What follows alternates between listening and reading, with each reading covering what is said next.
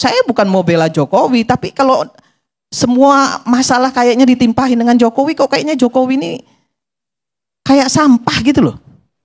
Ya. Yang bilang sampah tapi siapa tadi? Oh gitu. Oh berarti Anda sampah dong ya. Jadi sebentar Pak. Ya nggak apa-apa sebentar. Saya kan nanti nggak saya kasih menyebut waktu. nama Bu Irma tadi kan. Saya bicara dengan pandangan yang umum saja. Ya. 3 kali sebut nama saya. Oke. Nanti ada waktunya lagi kan setelah ini. Saya belum selesai 15 Pak. 15 menit ini Bu Irma. Belum. Saya hitung. Coba Belum. Sebentar lagi, 1 menit lagi. 1 menit lagi. Saya ingin sampaikan kepada kita semua, 100 hari Presiden Prabowo Gibran ini, menurut saya sudah cukup bagus. Sudah cukup konstruktif. Kalau ada yang masih kurang, wajar-wajar saja. Nanti kita lihat ke depan, kita kawal bersama. Karena anggarannya baru turun di pertengahan Januari. Dan itu juga belum semuanya cair. Ya kan? Karena seluruh program kerja, kebijakan dan lain sebagainya tidak akan pernah berjalan kalau tidak ada anggaran. Nah, mungkin itu dari saya.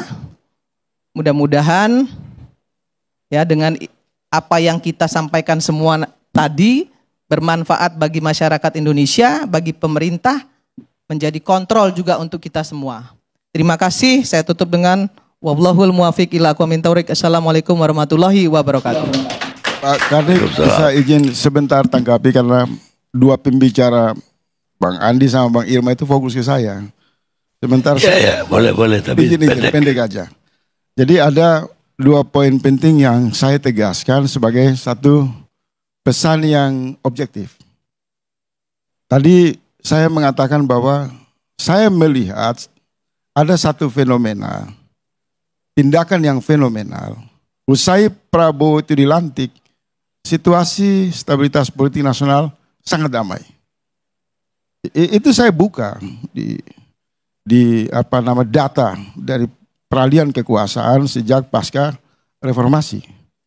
Jadi saya ingin mengatakan tidak pentinglah pendukung Jokowi yang menyelundupkan, misal survei yang mengklaim 80% rakyat puas.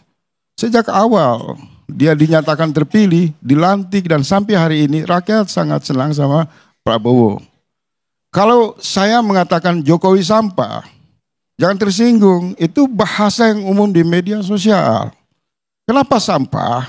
Karena terlihat dalam pembentukan kabinet ini, ambisi Jokowi dan loyalisnya terus mempertahankan modus politik yang disebut melanjutkan.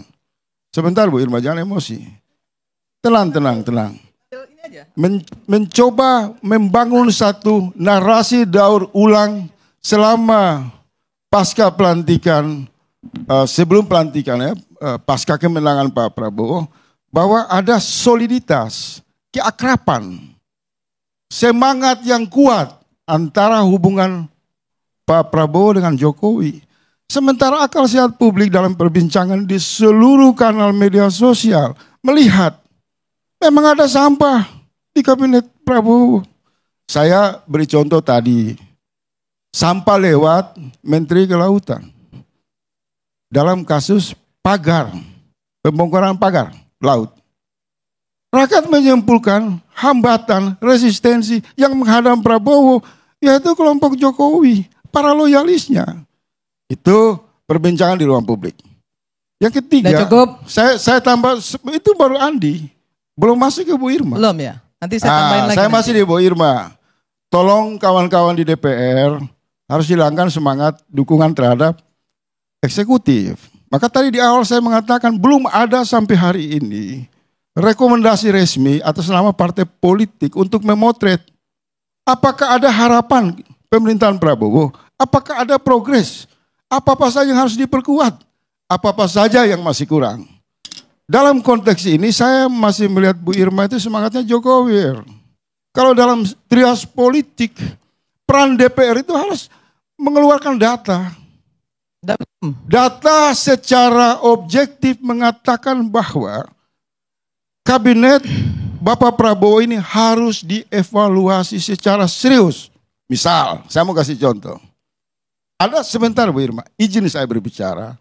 Misal, indikasi hambatan yang paling mengganggu Prabowo misal di bidang keamanan. Tadi kan itu sudah Anda sampaikan. Satu-satu. Kan Anda tanya sampah, kan saya harus jelaskan sudah disampaikan. Sampah. Menurut saya gini, saya 1 menit Bu Irma. Kalau dulu, Bu Irma. kalau Anda bilang saya Jokowi banget, saya bilang pembenci Jokowi banget. Saya nggak mau masih di wilayah curhat. Nggak bisa itu juga. Saya bicara dalam nggak konstruksi. Boleh begitu, nggak bisa begitu, dalam konstruksi Bos. kebijakan. Nggak bisa. Jadi kita itu harus fair, ya. Kalau bicara itu harus fair. Aja. Tadi Anda ngomong, saya diam. Setengah menit. Nah, ketika saya ngomong ya bisa, sudah Pak, selesai. Bang Kami saya lanjut setengah menit dan saya berhenti. Bisa begitu. Saya mau membuktikan. Nggak bisa. Anda sudah nyampaikan itu tadi di depan. Apa yang menjadi Jangan beban Prabowo terus. yang disebut Jokowi? Jangan diulang-ulang terus. Saya mau lanjut ya. Anda hanya ingin mengadu domba antara Jokowi dan Pak Prabowo. Itu masalahnya. Bu Irma dengar sebentar, Bu Irma. Nggak bisa, saya nggak mau dengar karena Anda mengadu domba. Saya mau bicara sama Andi. Cukup Pak Karni, nggak bisa. Ya udah. Boleh, yang lain lagi yang bicara. Dua-dua ya, cukup yang lain lagi. Saya bisa katakan ini Bang Faisal sedikit berhalusinasi. Menggambarkan dari isi hati dia yang berhalusinasi. Kenapa? Ini selalu mengkait-kaitkan dengan Jokowi itu, ya, melihat dari sisi negatifnya saja. Tidak melihat dari sisi positif apa yang telah dibangun oleh pemerintah Jokowi dalam 10 tahun. Tadi dikatakan juga tidak ada pemotongan untuk mengikat tali pinggang pemerintah. Pemotongan beberapa anggaran itu sudah dilakukan oleh Pak Jokowi. Gak salah 2019, korek kalau Bu Irma kalau saya salah, 2019 itu sudah dilakukan. Ingat zaman COVID ya. Kita jangan lupa, jangan COVID. Kita itu, Pak Jokowi itu terdepan bersama jajarannya itu. Bagaimana bisa mengendalikan COVID. Karena ini juga penting gitu loh. Dan mendapat apresiasi dari luar negeri untuk masalah itu. Ya, dari WHO juga mendapatkan apresiasi. Saya melihat juga tadi digambarkan tentang BRICS. Ya. Dan ini kita apresiasi kepada Pak Prabowo. Bahwa dengan adanya BRICS, dia bergabung dengan BRICS. Itu juga membuat bahwa international exposure-nya Pak Prabowo ini terlihat. Bagaimana tanggapan dari pemerintah sahabat terhadap beliau. Luar biasa.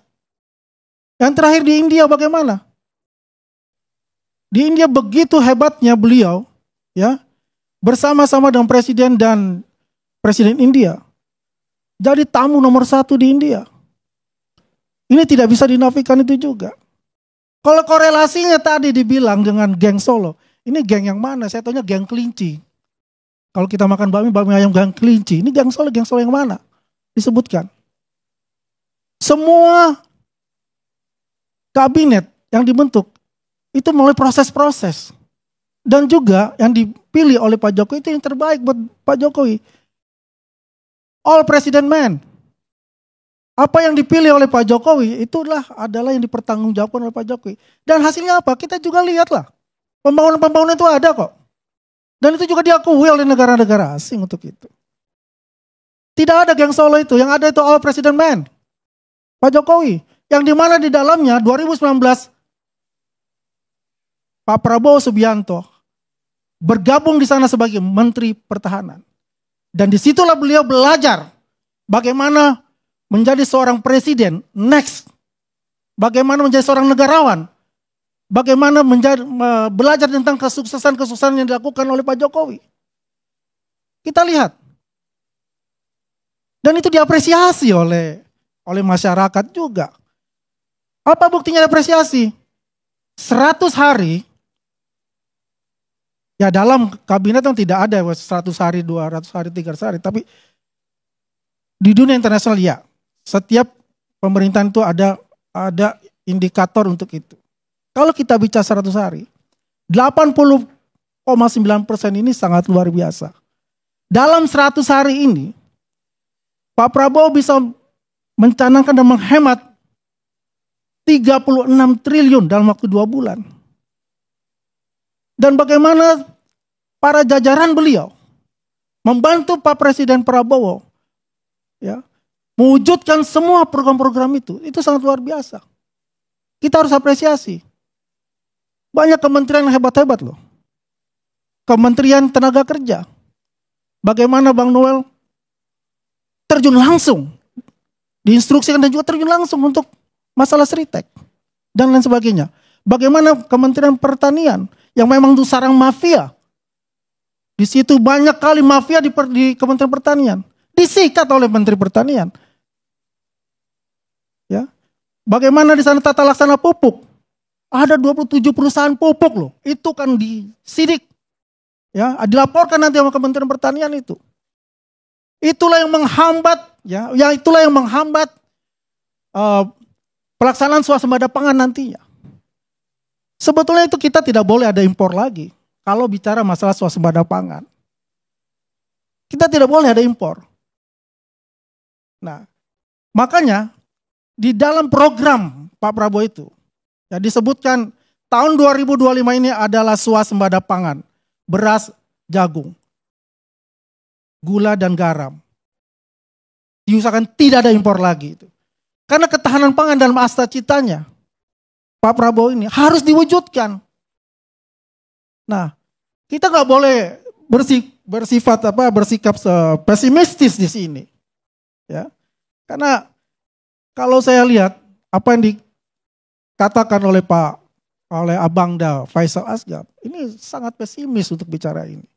Janganlah mengadu domba Pak Jokowi dengan Pak Prabowo. Ini satu ikatan loh.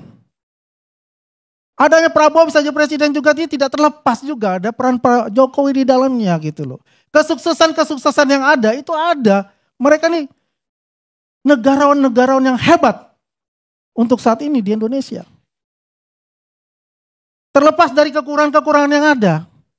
Kalau kita bicara kekurangan itu tidak ada yang selesai untuk itu.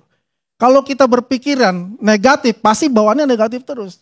Tapi saya senang lah, karena ini adalah kritikus politik Pak Abang Faisal Asgab. Ini juga masukan buat pemerintah. Ya, masukan-masukan tersebut. Cuma saya akan katakan mengenai dukungan signifikan dari pemerintah luar. Bang Faisal, Pak Prabowo berkunjung ke Amerika, berkunjung ke Cina, ke India dan sebagainya. Beliau mendapatkan investment money 300 triliun, Pak. Cek bisa ditanyakan kepada presiden PCV-nya. PCO presiden. Itu 300 triliun, Pak. Bukan tangan kosong untuk datang itu. Artinya international exposure beliau itu terjawab sudah gitu loh. Itu bukan tangan kosong. Kalau kita bicara makan siang, makan bergizi gratis, ya ini genuine, merupakan program dari Pak Prabowo, ya. Semua orang mata memandang ke sana. Sudah disiapkan 71 triliun, ya, untuk melakukan itu. Kita melihat, kita sering diolok-olok ini, bahwa IQ kita itu 70, ya kira-kira 70. Saya yakin dengan adanya makan bergizi gratis yang telah dilaksanakan di India 30 tahun yang lalu, di Jepang 80 tahun yang lalu, itu meningkatkan IQ anak-anak kita. Yang nantinya ini mereka adalah penerus dari pemimpin-pemimpin kita yang sekarang. Dan saya yakin tuh IQ juga akan naik, bisa sampai 100 itu nantinya. Nah, kita optimis untuk program-program seperti ini. Memang program-program populis itu tidak semuanya memang seenak kita gitu. Karena akan menyentuh juga dengan fiskal yang akan semakin kecil. Tapi yakinlah dengan kemampuan kita bersama-sama, hal itu bisa terlaksana, bisa kita lampaui semua permasalahan-permasalahan yang ada. Karena kita yakin bahwasanya apa yang dikatakan Pak Prabowo, kalau kita tidak bersih-bersih, maka rakyatnya akan bersihkan kita. Poin ini selalu diucapkan kepada para menterinya. Jadi kita pun juga yakin apa yang telah dilaksanakan oleh Pak Prabowo, ini dapat terlaksana dengan baik. Dan ini kalau kita melihat dengan Litbang Kompas dengan hasil surveinya, 100 hari memang sedikit, tapi maknanya sudah besar. Makanya beliau mengatakan nanti tunggu 6 bulan lagi. Kalau kita lihat siapa sih itunya, responden-respondennya itu juga tidak lepas dari respondennya dari Pak Jokowi, artinya pendukung-pendukung beliau, dan juga ada pendukung Pak Prabowo, dan ada pendukung juga Pak Ganjar dan Pak Anies di dalam sana. Nah, mereka aja bersatu ya, para Gen Z, Baby Boomer dan sebagainya. Ya kita juga harus apresiasi untuk itu. Itu adalah yang terbaik dari masyarakat untuk pemerintah sekarang. Ya itu saja Pak Datuk Karni, terima kasih.